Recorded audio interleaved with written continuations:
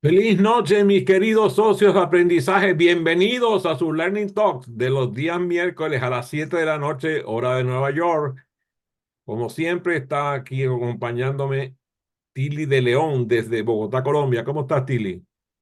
Muy bien, Adrián, muchas gracias. Hoy disfruté muchísimo viéndote dos veces. Ah, qué bueno, así es. Y el día de hoy, como siempre, estamos grabando. Va a estar esta grabación en mi canal de YouTube con mi nombre y mi apellido, Adrián Cotín, Cotin. Estará esta misma noche colgado en mi canal de YouTube y estamos transmitiendo a través de Facebook Live y estaremos también en las demás redes. Así que el día de hoy vamos a conversar de un tema que quizás no sea común, que es el tema de las costumbres.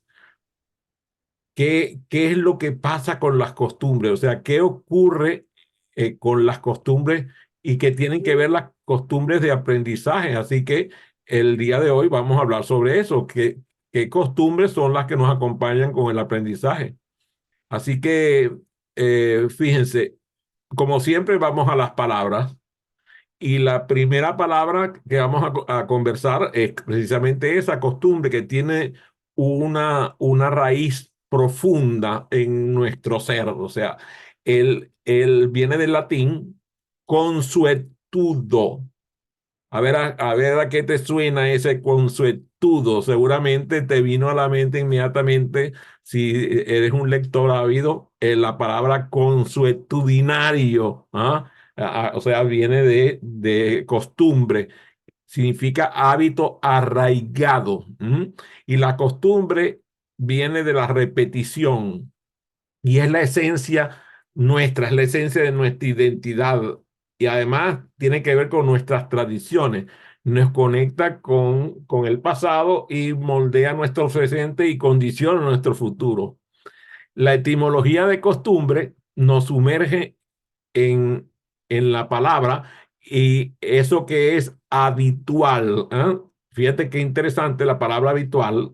Inmediatamente estoy seguro que la conectaron con hábito y tiene que ver con ese hilo de acciones que nosotros realizamos y que la gente puede hasta reconocernos por esas costumbres que tenemos. Por ejemplo, a mí estoy seguro que aquellos que tienen igual que yo la costumbre de pedir la bendición o que nuestros hijos nos pidan la bendición, algunos no tienen esa costumbre, pero en esta casa se tiene y así fue con mis padres, así fue con mis abuelos y así son con mis hijos y con mis nietos.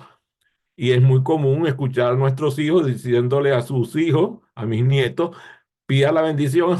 Es una cosa muy interesante, tiene que ver, entonces, fíjate, es un vínculo con nuestros antepasados y es una guía para la manera en que nosotros vivimos el futuro. Al explorar el significado de las costumbres, pues, empezamos a encontrar mucho de nuestra humanidad, de esas emociones que están relacionadas con nuestra historia, con nuestras tradiciones. Por ejemplo, yo me doy cuenta inmediatamente que Tili, como buena colombiana y sobre todo bogotana, cuando llega un visitante a la casa, tiene la costumbre de ofrecerle unos agasajos sencillos, simples, pero que las personas se sientan distinguidas por la tradición de brindarle algo, incluso algo hogareño. Normalmente no es algo fabricado, no es algo comprado, es algo hecho en casa, pero hasta una simple taza de café o taza de té se convierte una especie de rito de existencia. En el pasado, habían costumbres que eran legales y habían costumbres que tienen que ver con comportamientos, con creencias. Entonces, muchas veces, yo me acuerdo, pasábamos por enfrente de la iglesia y nos persignábamos. Entrábamos a una iglesia, tocábamos el agua bendita y nos persignábamos. O sea, era una costumbre. Y claro, cuando tú no tienes esa costumbre y ves aquello, no sabes lo que está pasando. O sea, ¿cómo es eso? Que pasa por el frente de un edificio y se persignan o que entran a una iglesia y le meten la mano a una agüita que está ahí, no saben ni siquiera lo que es. Entonces, esa forma de acostumbrarse también ocurre con el lenguaje. Empezamos a utilizar la costumbre y hay formas del latín vulgar que se expresan tanto en francés como italiano como portugués que tienen que ver con esto de las costumbres y tiene que ver con algo que se hace familiar. O sea, es muy interesante el significado original porque incluso viene del gusto, del gusto. ¿M? Se relaciona con hacer algo repetidamente que se convierte en un hábito. Y esa evolución empieza a crear tradiciones, prácticas que son transmitidas muchas veces de generación en generación o de un poblador a otro. Incluso yo me acuerdo cuando empecé a hacer viajes ya un poco más disciplinados, que antes de viajar revisábamos las costumbres del lugar donde íbamos para adecuarnos y ser tratados y tratar como a las personas les gustaba. Y claro, cuando empecé a viajar fuera del territorio de mi ámbito geográfico del estado Zulia, donde Maracaibo es la capital, y empezamos a recorrer el país, mi papá se encargó de que nosotros recorriéramos el país completo. Hubo un solo estado que no recorrí de los entonces 22 estados que habían en Venezuela, eran 20 estados, 2 territorios y un distrito federal. Yo prácticamente los recorrí todos menos uno. No sé por qué mi papá nunca fue a uno de esos estados, pero la verdad es que cada estado era distinto. Era muy interesante aquello, porque prácticamente estábamos en el mismo país, pero era como extranjeros. Y cuando empezamos a viajar fuera del territorio nacional, la cosa se puso más complicada, porque habían normas sociales, expectativas de la gente en la conducta que que yo no sabía. Por ejemplo, de donde yo soy, Maracaibo, tú entras en una casa cuando son gente que tú conoces o que es familiar, incluso muchas veces ni siquiera conociéndolo, tú entras y entras a la cocina, abres la nevera, o sea, no, no tiene recato alguno, ¿eh? En Colombia, en Bogotá, no se te ocurre hacer eso, te van a ver como gallina que mira sal. Muy interesante la conducta de los maravinos o maracaiberos que nos llaman maracuchos, porque en el caso mío, a mí me encantaba. Yo llegaba a la nevera y abría. Y, por ejemplo, en algunas casas, estoy seguro que Tilly se va a reír con esto, había la costumbre de no toque ese platillo porque ese platillo es de la abuela, no toque ese platillo porque ese platillo es de su papá. O así, pues prácticamente habían platillos que estaban reservados y que tú no podías tocar como muchacho, no podías tocar esos platillos, incluso ni siquiera de muchacho, ya de grande también. O sea, no se te ocurra tocar el quesillo de tu mamá porque vas a tener un encuentro cercano del tercer tipo. Esas tradiciones con unas normas sociales metidas en el trenzado, empieza a generar una expectativa de conducta o unos comportamientos que son particulares de un grupo social determinado. Y hay como leyes no escritas. Pasa mucho en algunas ciudades. Aquí, por ejemplo, cuando las personas vienen aquí a donde yo vivo, en Germantown, Maryland, cuando van por la calle se quedan asombrados porque un peatón puede venir caminando por la acera de la calle y se mete a cruzar la calle, e inmediatamente todo el mundo se detiene. Se le ocurre hacer eso en Maracaibo y se lo lleva por delante, porque nadie le va a hacer caso, nadie se va a parar. Pero aquí no, aquí es impresionante. O sea, va pasando a alguien y la gente se detiene hasta que no termina de transcurrir, ya sea la calle o de una esquina a otra. No se mueve nadie y es mal visto aquel que anda, tú sabes, forzando la cosa. Hay como una ley no escrita de que eso es así. Entonces, todo eso tiene que ver con costumbre y existen incluso cuestiones históricas que son muy simpáticas. En la antigua Roma, por ejemplo, las consuetudines, que eran las leyes que, formaba parte del derecho romano, la conocían los ciudadanos, pero llegaban los extranjeros y la pasaban mal porque no conocían las leyes que correspondían al derecho romano y terminaban incluso teniendo graves problemas. Lo mismo pasaba en la Edad Media. Habían leyes locales o leyes regionales que eran incluso la base con la cual funcionaba la sociedad, funcionaba el aspecto hasta jurídico y esto va haciendo que se vayan construyendo costumbres que a veces ni siquiera entendemos de dónde provienen y resulta que pueden tener una historia de 500 años atrás. Entonces, la palabra costumbre tiene esa etimología que nos hace pensar en algo que tiene una tradición, algo que viene de atrás, algo que tiene que ver con nuestra identidad y tiene que ver con las costumbres. Y cuando la costumbre se hace práctica, las conductas de las personas empiezan a ser alineadas con esa costumbre y entonces vemos cosas como formas de vestir. Por ejemplo, durante muchos años yo vestí de traje y corbata. Ahora no hay que, ahora quieren que matarme para ponerme un traje y una corbata.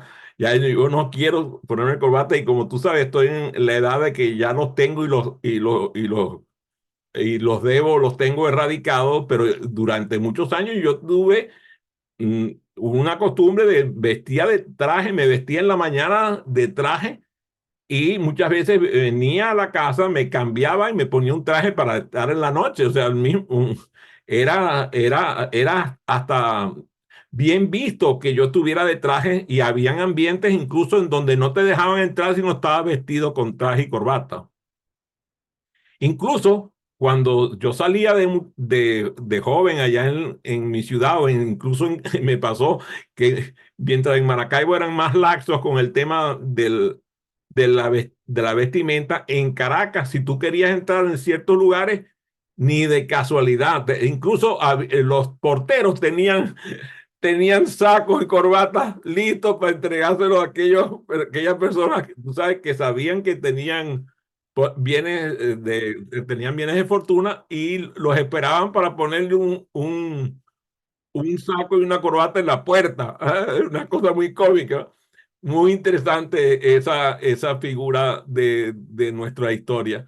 Y claro, empieza a funcionar que la gente no entiende por qué pasaba eso. O sea, por qué una persona va a pasar el momento desagradable de tener que vestir algo que no es su, su ropa propia para satisfacer una conducta social. Pero te voy a decir una cosa, si tú querías entrar en ese lugar, tenías que ponerte, si no, no entraba.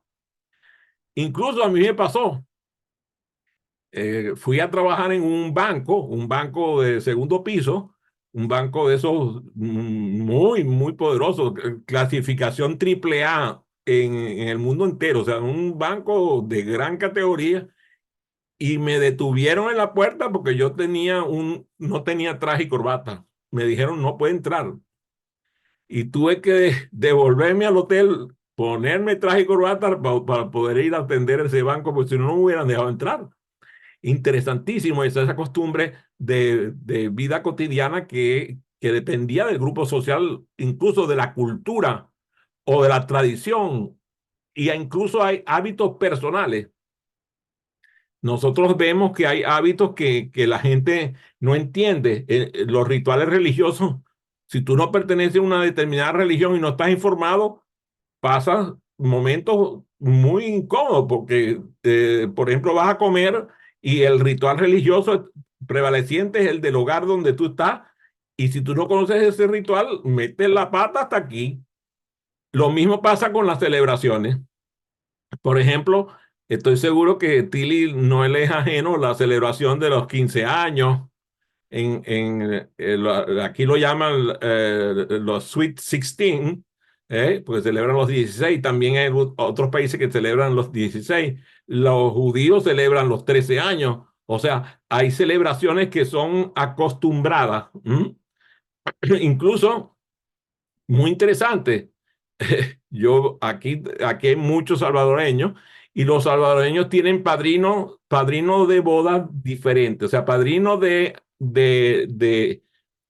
bodas de los que acompañan a los novios, padrinos de que son los que le llevan los anillos. O sea, hay como eh, 3 juegos o 5 juegos de padrino. Eso yo no lo había visto hasta que no lo vi aquí en Maryland, donde yo vivo, que hay una población gigantesca de casi 300.000 salvadoreños. Nunca había visto eso, de que había mucha cantidad de padrinos. Nosotros teníamos los padrinos de boda. Estoy seguro que Tilly también tuvo padrinos de boda y Francisco, que también está conectado por ahí, seguramente tuvo padrinos de boda. Pero seguramente, como él se casó en Polonia, las costumbres allá eran distintas.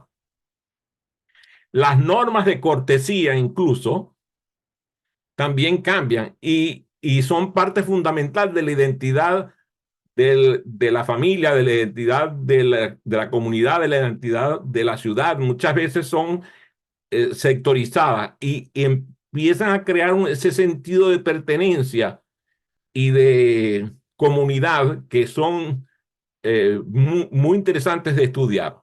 Ahora, la, fíjense, hay palabras que son sinónimos de costumbre, como es la palabra hábito. Y un hábito es una práctica de un comportamiento repetido con regularidad y con frecuencia. Incluso hay frases que se refieren al hábito. El hábito no hace el monje, pero el hábito del que habla esa frase no es del hábito, sino es el hábito de la vestimenta que usaban o usan los monjes. También está la palabra tradición, está el uso. O sea, hay muchas frases que tienen que ver con costumbre. Por ejemplo, las costumbres son como telarañas, si no las destruyes al tiempo te atrapan, decía Francisco de Quevedo. Las costumbres son el alma de las leyes, decía Montesquieu. Las costumbres son más fuertes que las leyes, decía un proverbio. O sea, si yo me puse a buscar y dije, déjame ver cuántas frases consigo. Y la verdad es que este programa no alcanzaría toda su duración para decir todas las frases que conseguí que tenían que ver con las costumbres. Y me gustó una de un proverbio árabe que dice que las costumbres son el espejo del alma. Me encantó esa frase. Ahora, ¿qué importancia tienen las costumbres en la educación y en el aprendizaje? Bueno, esto tenemos que revisarlo y es el motivo principal de esta conversación. La costumbre juega un papel fundamental en la educación, porque nosotros lo que queremos es cambiar la conducta con el aprendizaje. Por lo tanto, lo que queremos es que adquiera el estudiante una nueva costumbre. El aprendizaje es la adquisición de un comportamiento nuevo. Entonces, lo que hace esto es proporcionarnos un nuevo marco de referencia. Las costumbres, por ejemplo, dentro del aula, como en la sociedad, se establecen como marco de referencia para un comportamiento esperado.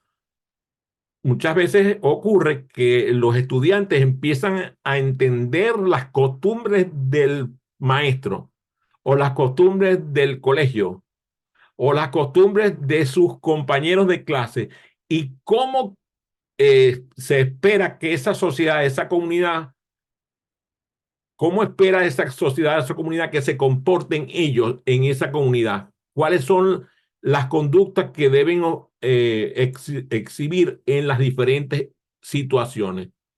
Entonces, nosotros sabemos que tenemos que generar un marco de referencia en el estudiante para que el estudiante esté claro cuáles son las costumbres de la experiencia de aprendizaje y sea consistente para que no se sienta fuera de lugar.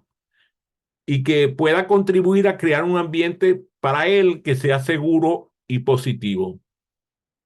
La, el facilitador, el docente debe facilitar que el estudiante adquiera la costumbre de estudiar, que adquiera el hábito de estudio. Y de allí las rutinas, de allí la importancia de las rutinas. Mira, a mí yo me asombro porque los mejores docentes que yo conozco en muchos países son los docentes del maternal y del kindergarten. ¿Y por qué? Porque esos docentes están preparadísimos para desarrollar en el infante, en el niño, las conductas rutinarias. Es muy acostumbrado, por ejemplo, que cuando Simoncito, el nieto de Tilly, llega a una cierta hora en la escuela, es la hora de la siesta. Y a otra hora es la hora de la merienda. Y otra hora es la hora de jugar. Y le van estableciendo rutinas y hábitos en la escuela. Y cuando los padres no se dan cuenta de esto, empiezan a contravenir la rutina que adquiere el niño en la escuela y eso causa un problema psicológico en el niño o en la niña. Entonces, nosotros sabemos que cuando aquellos padres que son muy inteligentes desarrollan un lugar de la casa donde sus hijos estudien, un lugar para estudiar. Yo me acuerdo, estaba en el hogar materno nuestro y había un lugar que era, nosotros lo llamamos la pista. Realmente no era una pista, era una terraza techada, abierta así con reja, pero era muy fresca y había una mesa de comedor. Y en esa mesa nosotros realizábamos los deberes escolares. Yo pensaba, revisando este tema de las costumbres, qué inteligente que eran mis padres, tenían un lugar habitual específico para el estudio. Cuando fuimos creciendo, entonces nos acostumbraron a estudiar en la biblioteca. Teníamos una biblioteca para nosotros en el hogar y la biblioteca estaba dotada de lugares de estudio bien alumbrados, bien refrescados y además rellenos de libros. Estábamos rodeados de libros por todos lados. Entonces la gente dice, oye Adrián, pero qué bueno que tú desarrollaste el hábito de la lectura. Yo no lo desarrollé, lo desarrolló mi papá. Sí, ¿cómo no iba a desarrollar el hábito de la lectura si estaba rodeado de libros por todas partes? Había, el hábito de la lectura estaba sembrado. Entonces mi papá leía, mi mamá leía, ¿qué iba yo a hacer? Leer, ¿qué iba a hacer? Mi papá se acostumbró a leernos y yo me acuerdo que además me leía en inglés. Entonces, mis hijos se ríen porque ellos dicen que yo hablo inglés con acento israelí. No es eso, sino que mi papá hablaba con acento inglés y claro, como yo no estudié como él originalmente en idioma inglés, sino que estudié en idioma español, entonces adquirí el acento, pero una versión que mis hijos se ríen de mí por eso, ¿no? Entonces, ese hábito de estudiar lo fuimos adquiriendo y había una hora para estudiar. O sea, nos acostumbraron nuestros padres, a mi hermano y a mí, a que había una hora determinada para estudiar, para realizar los deberes y para estudiar las materias en el hogar. Y eso ayudaba a que nosotros tuviéramos un hábito de estudio efectivo. Claro, allí empezaba entonces a aparecer las diferencias. Mi hermano era nocturno, yo era diurno. Yo me despertaba muy temprano en la mañana, muy temprano, siempre he sido de un despertar muy temprano. Mi hermano no, mi hermano era noctámbulo. Entonces, mis padres no entendían eso y obligaba a mi hermano a que tenía que levantarse temprano, pero mi hermano no existía como ser humano hasta las 10 de la mañana. Era muy interesante aquello. El hábito puede ser condicionante para el éxito académico. de un estudiante y por eso hay que es importante que se revisen los hábitos de estudio de nuestros hijos y de nuestros estudiantes. Luego, existen las costumbres que tienen que ver con los valores personales y con los valores de la comunidad o grupo social de la cual pertenecemos.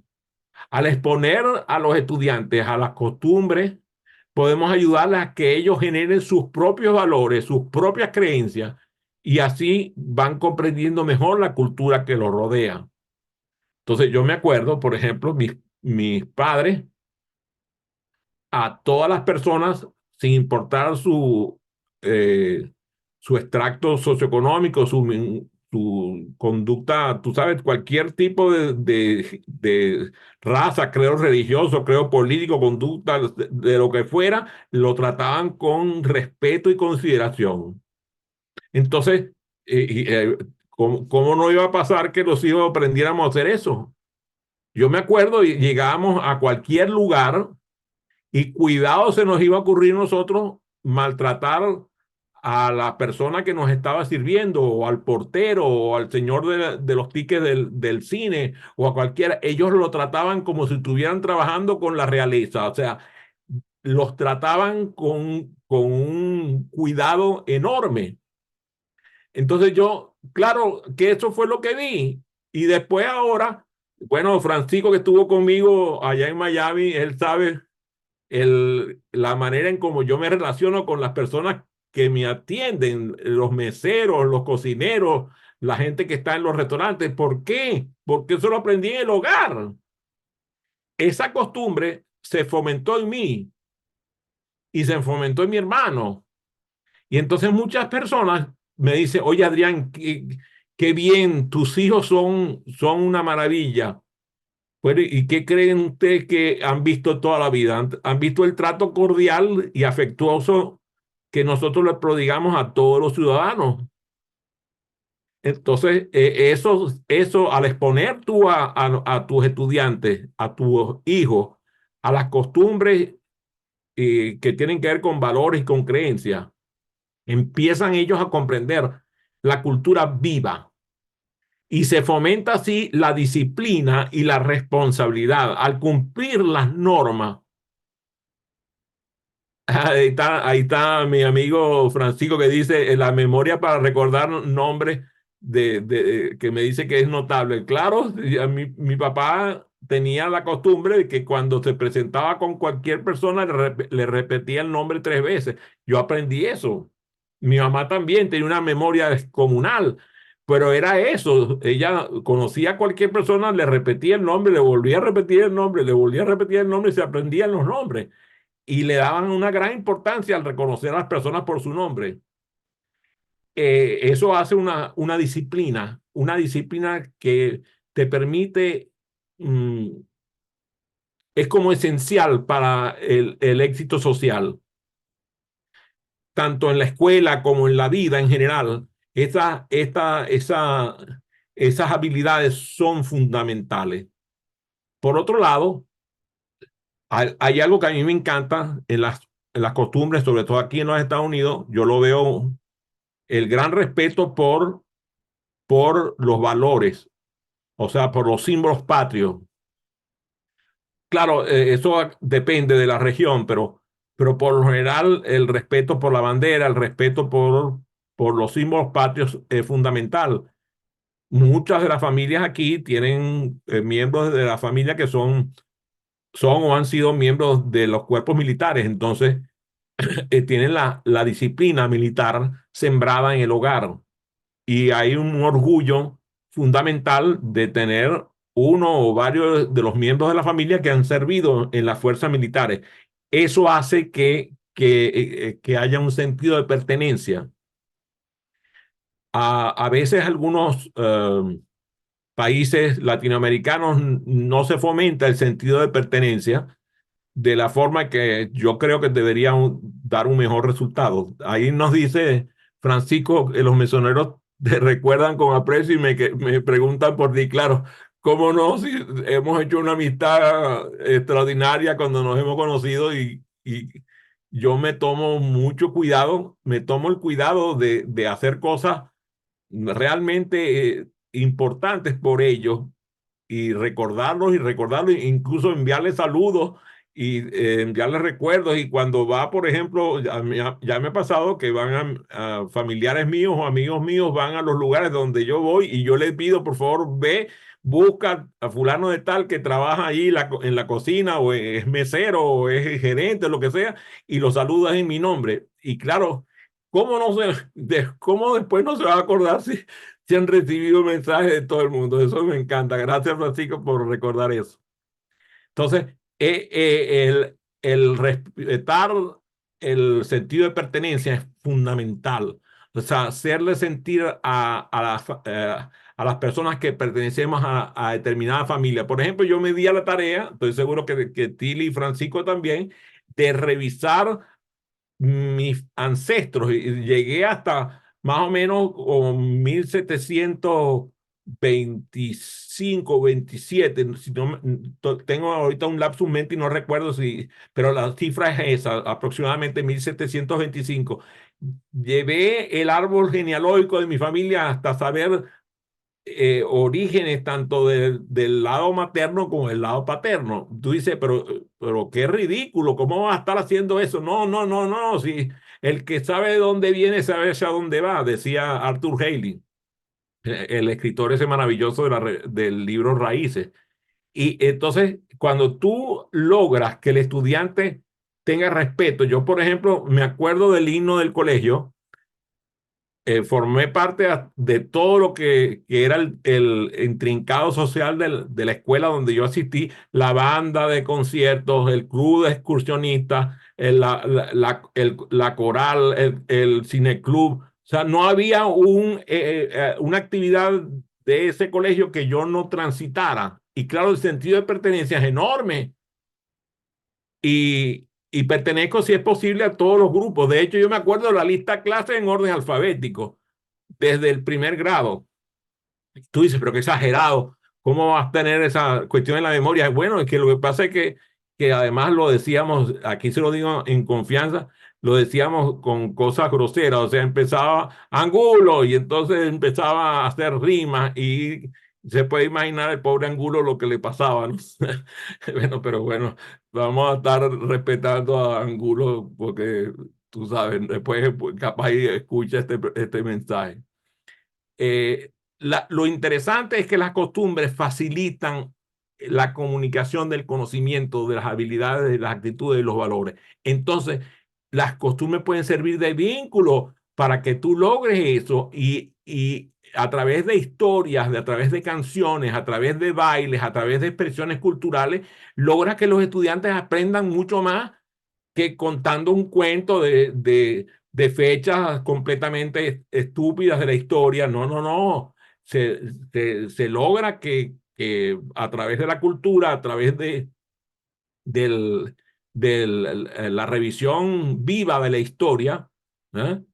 Yo me acuerdo, hacíamos los debates de la escuela, lo hacíamos y había el grupo que venía con una posición que era el grupo de Roma y era a otro que venía en representación de Cartago. Y entonces, claro, tú tenías que entender cómo eran las relaciones entre Cartago y Roma, porque si no, no sabías qué es lo que estabas hablando. Y así se promueve el aprendizaje colaborativo.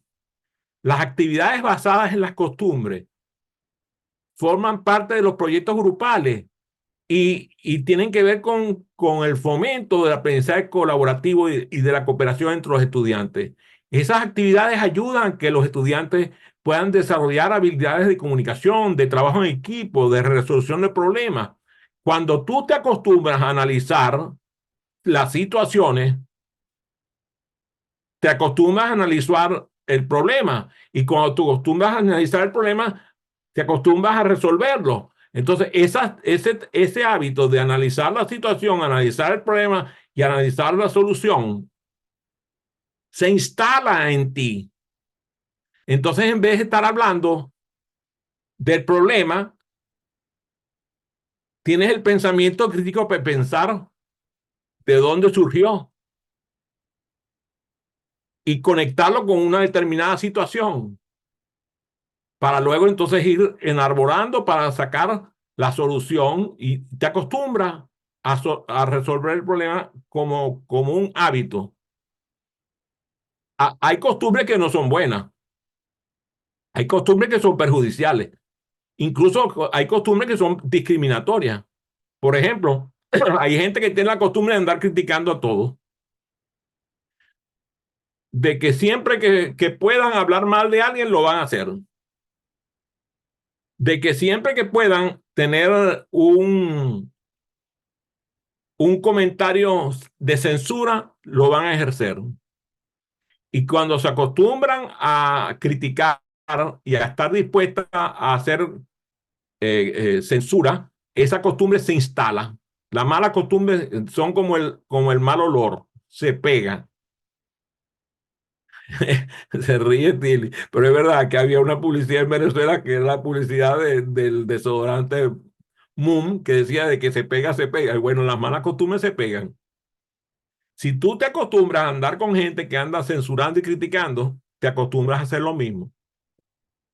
Entonces, el papel que juega la educación y el aprendizaje es sistemático a la hora de construir una referencia positiva y de fomentar habilidades importantes en la gente, para que la gente se dé cuenta de cuáles son las costumbres que tienen efectos positivos y cuáles son las costumbres que tienen efectos negativos.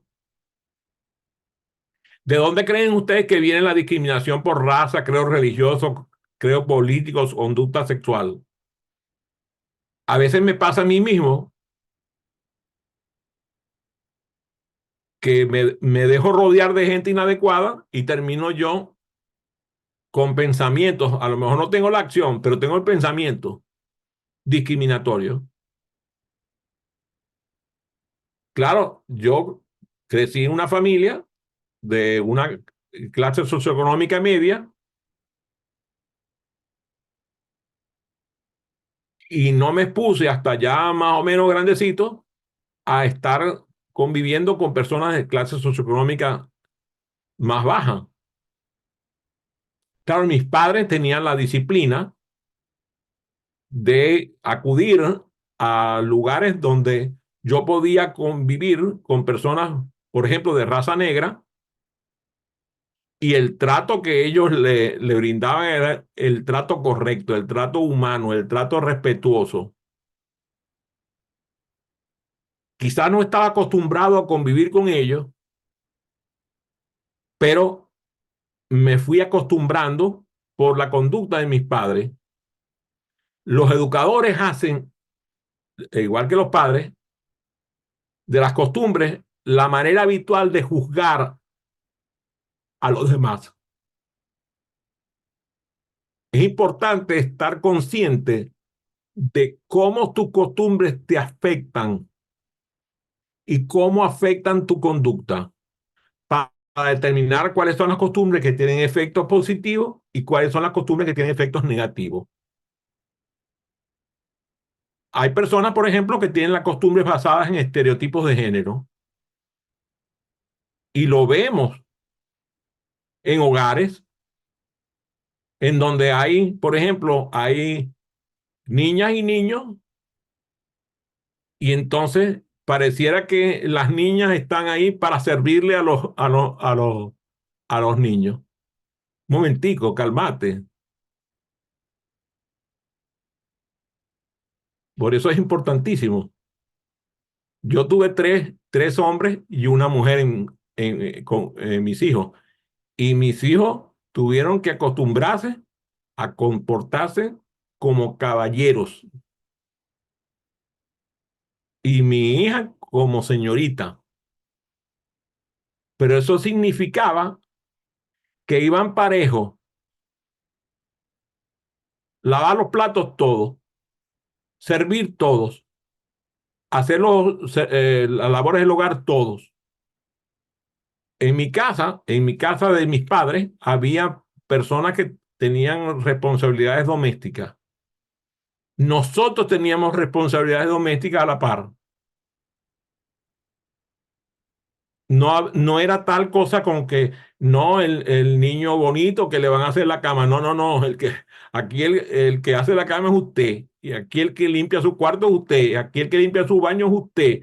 Aquí el que limpia los patios es usted. O sea, igualito parejo. Eso era parte del fomento de la participación. Muchas veces vemos a familias que limitan la participación de sus hijas mujeres en ciertas actividades deportivas o ciertas actividades académicas. A mí me encanta mi hijo Andrés Miguel, porque mi nieta Sofía, parece como dice Francisco, parece todoterreno, en serio. Sofía, ella es candela pura. Eso no para, eso tú sabes, eso es extraordinario la fuerza que tiene.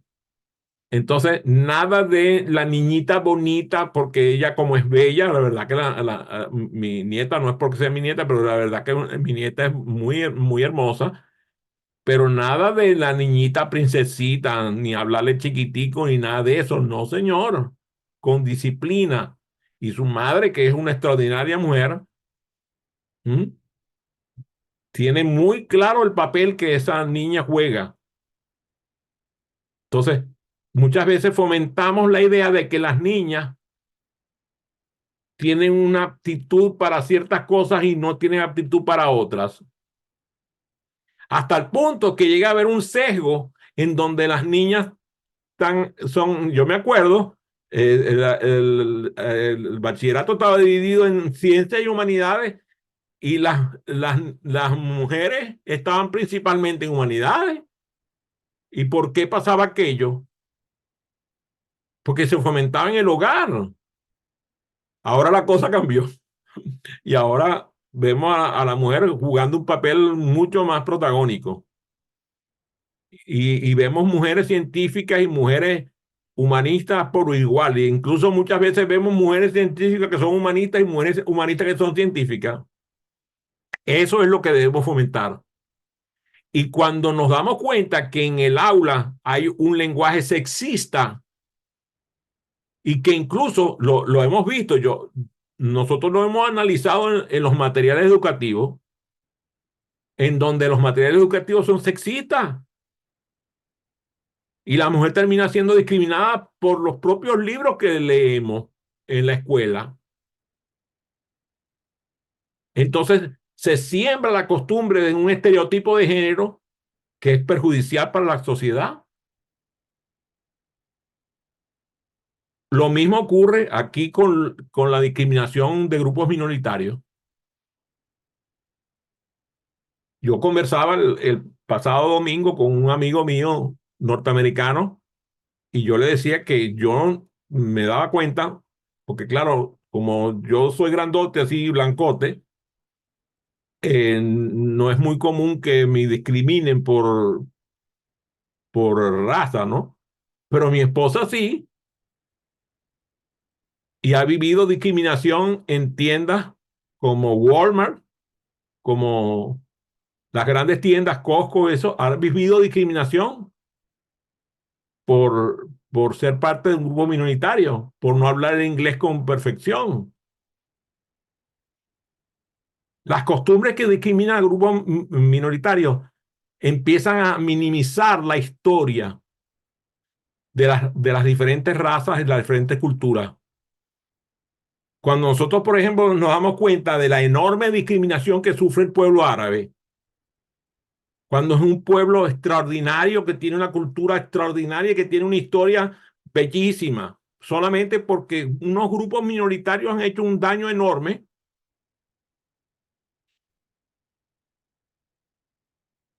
incluso que se siembra hasta en el currículo escolar el daño a las minorías.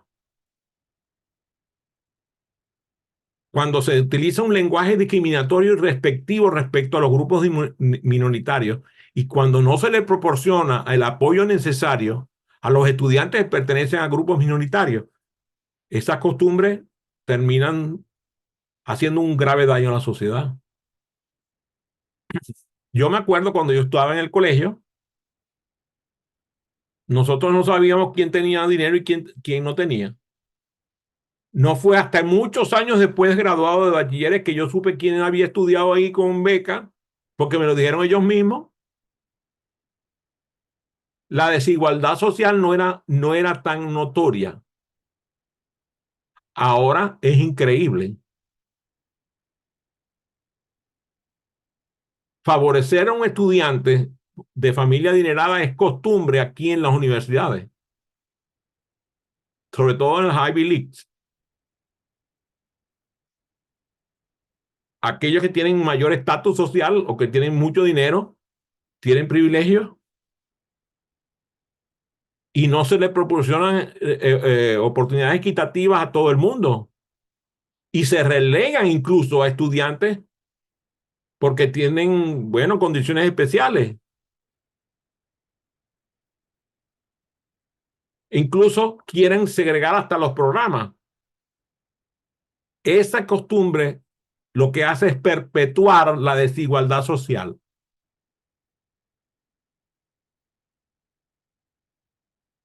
Hay desigualdades que todavía son más graves.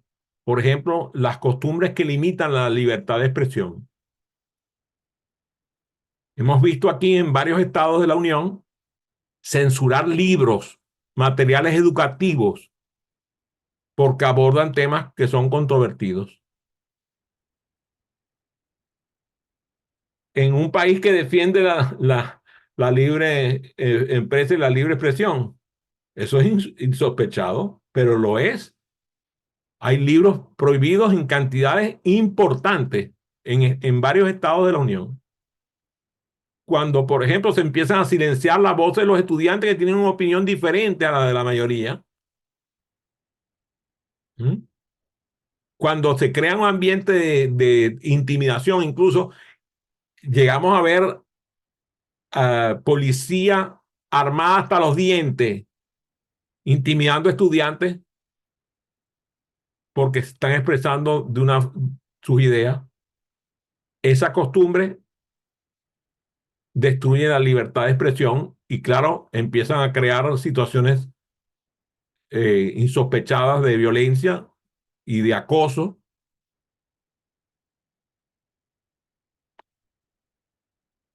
En este país, yo no conozco mucho del tema en Venezuela porque tengo varios años fuera de mi país, pero aquí el tema del acoso sexual y del acoso en general es una cosa extraordinariamente peligrosa y común,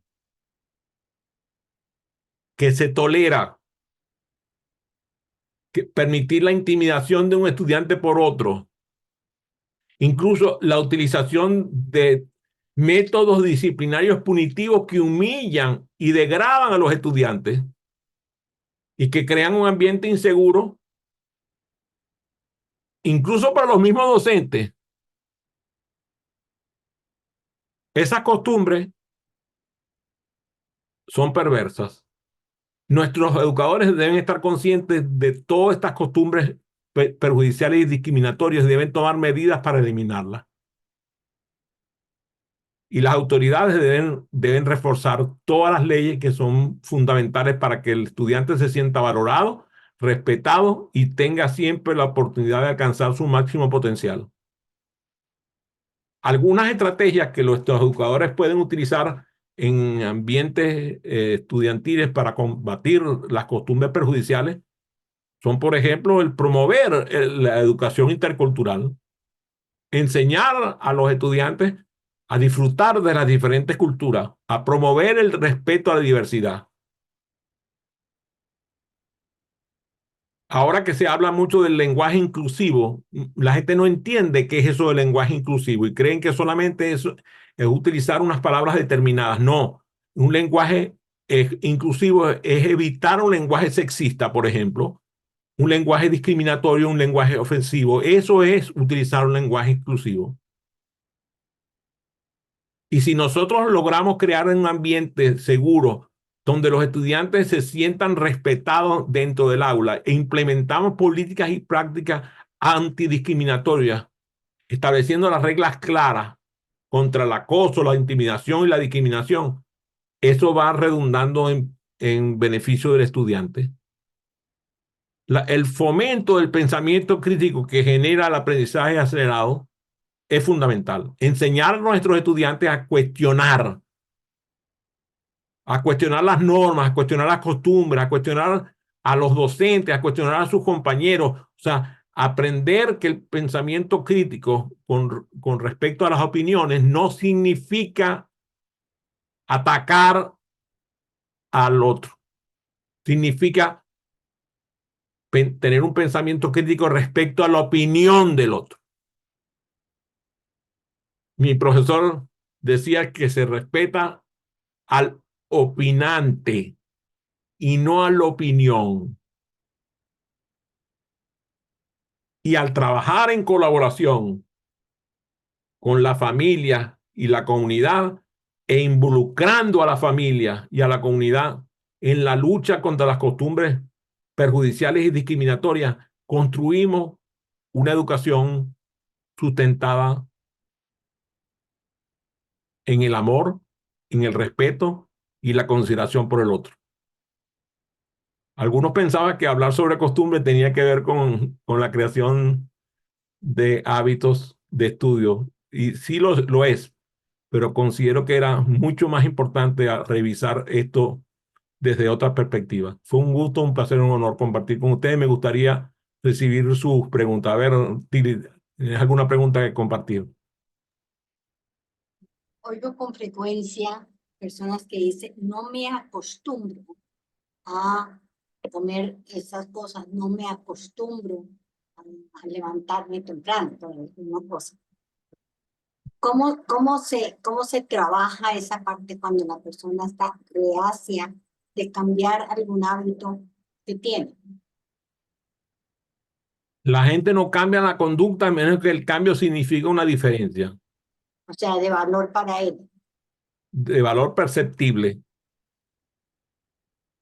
Como tú bien dices, de valor para la persona. O sea, no es el que el docente o el padre o digamos, la persona que está educando le muestre qué es lo valioso para él, sino que el estudiante perciba cuál es lo valioso para sí mismo de hacer un cambio en la conducta observable. Si yo no percibo el valor de cambiar, difícilmente voy a cambiar. Ahora, sabemos que la gente no cambia su conducta a menos que el cambio signifique una consecuencia. Entonces nosotros como docentes y como padres podemos lograr a través del uso de la consecuencia positiva un cambio un cambio en la costumbre. Por ejemplo, si tú eh, logras, pongamos un caso real, tu hijo no quiere dejar de ver televisión o estar conectado en las redes porque está entretenido, no quiere, y llegó la hora de dormir. Entonces, tú vienes y le dices, mira, la hora de dormir que hemos acordado, eso lo han hecho antes, es tal hora. Podemos acordar que tú permanezcas 10 minutos más y vas a la cama. O pierdes un beneficio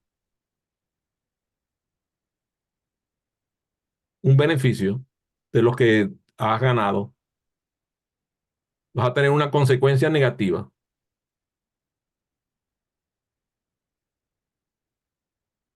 Hay que tener cuidado con los premios, porque los premios,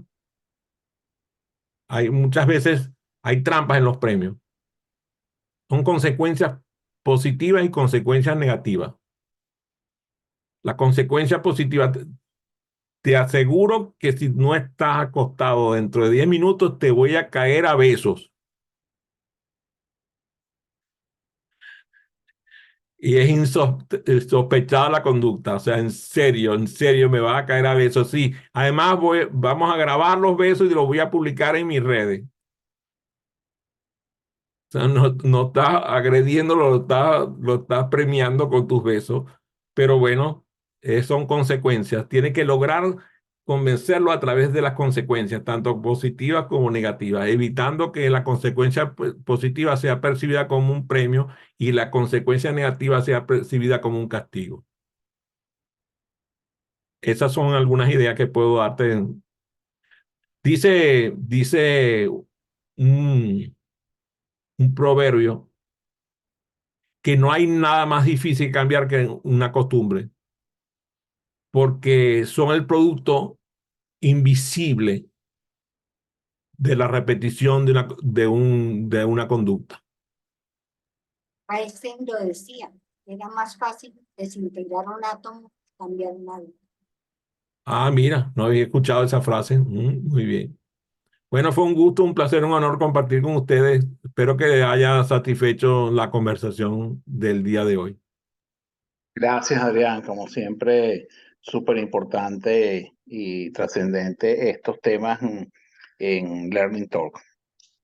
Gracias, Francisco. Gracias, Tilly. Chao.